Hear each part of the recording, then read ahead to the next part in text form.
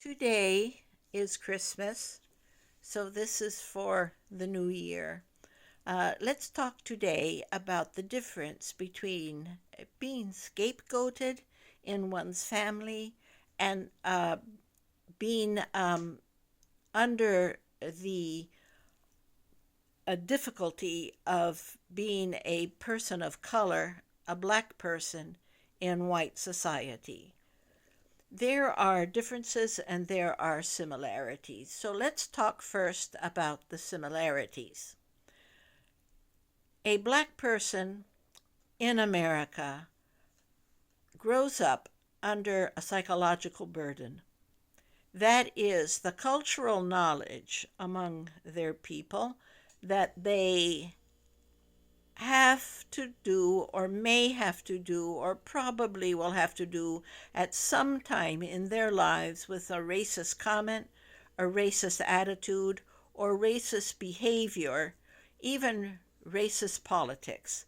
There is always that um, epigenetic memory of their racial background and suffering. That is the burden that a black person today carries with them. And the effects are generic. For instance, there are cases of black women who were slaves who lost all of their children because they were told to go to the market and put up as auction, and some white people bought all their children. So disrupted families is what they have inherited over the decades. Absentee fathers, mothers who can sometimes were deprived of their own children, broken up families. And so there was no actual example of intact families throughout the discrimination and the antebellum period. And that had its consequences. And then we add to those consequences the burden of being black today. It's not as heavy as it was, but epigenetically, emotionally, and psychologically, it is something that everyone at some point in their lives must think that they might have to deal with. And what is similar to that is the scapegoat. The scapegoat is born with a burden, and the older the scapegoat gets, the more clear this burden and the heavier this burden becomes.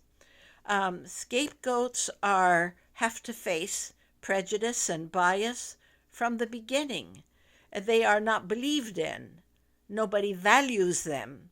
They are somewhat despised, looked down upon, and dismissed as unimportant. Their unique talents, because everyone has unique talents, are denied. And they are treated with a lack of respect, very often abused physically, but also emotionally and intellectually. Nothing is expected of them, and when they break the mold and do something extraordinary, it is denied if possible.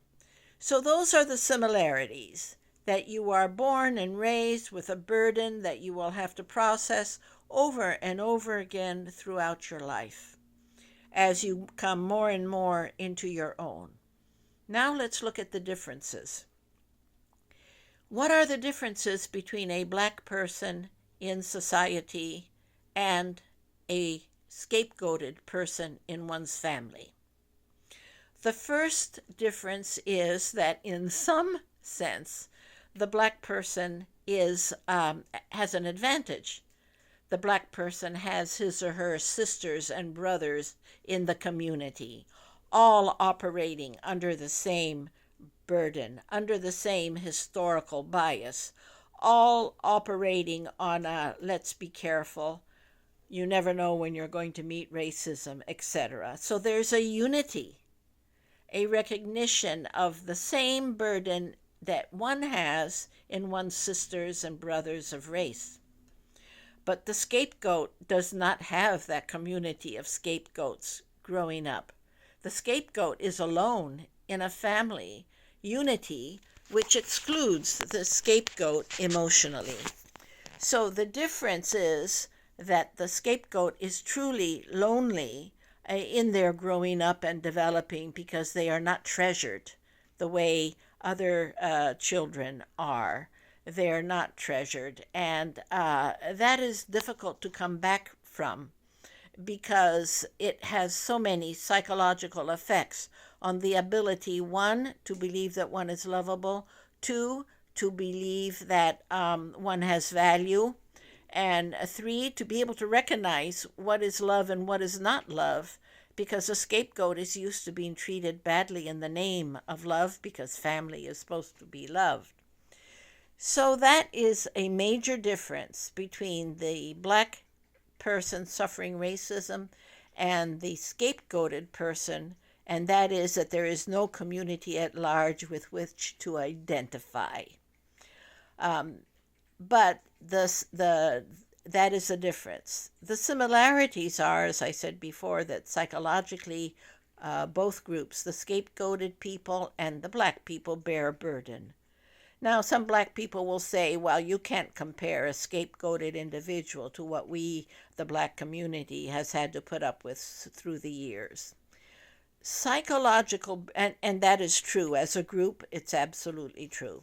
But psychological burdens weigh heavily on any individual, no matter what that psychological burden is, if that burden is based on injustice, unfairness, refusal to recognize value. That has a terrible effect on everybody.